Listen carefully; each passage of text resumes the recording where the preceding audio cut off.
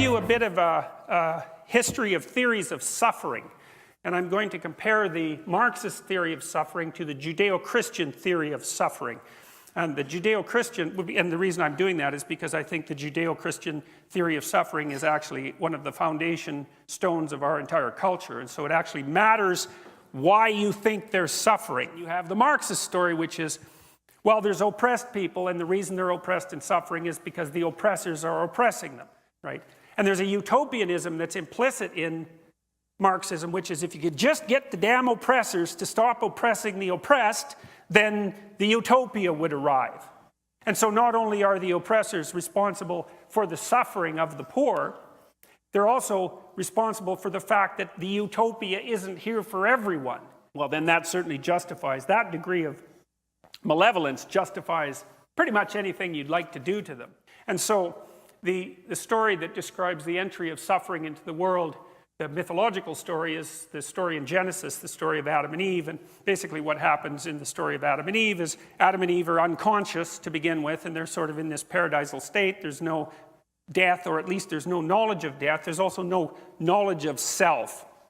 And then Eve eats the apple that the serpent gives her, and the scales fall from her eyes, and she gives the apple to Adam, and he eats it as well, so she makes him self-conscious. They both wake up. The first thing that happens is they realize that they're naked, and they cover themselves up. And the second thing that happens as a consequence of that realization is that they come to know the difference between good and evil.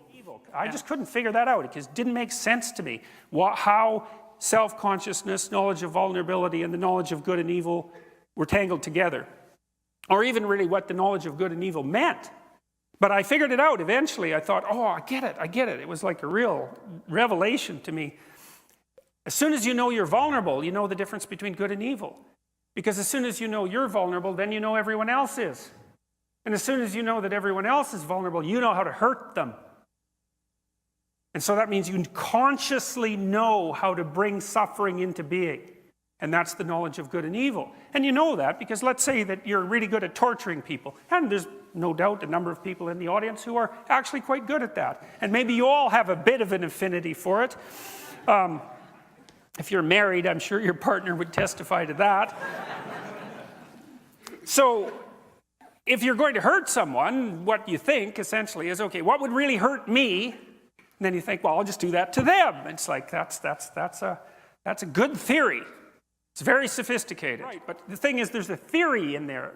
There's an interesting theory of suffering that's implicit in that story. And the theory of suffering is that suffering is built into the structure of self-conscious being. It's built right into the structure. So if you're a self-conscious being, that's your lot. It isn't someone else's fault. It isn't a consequence of sociological oppression. It isn't a consequence of the fact that our society isn't organized properly. It's just part of being.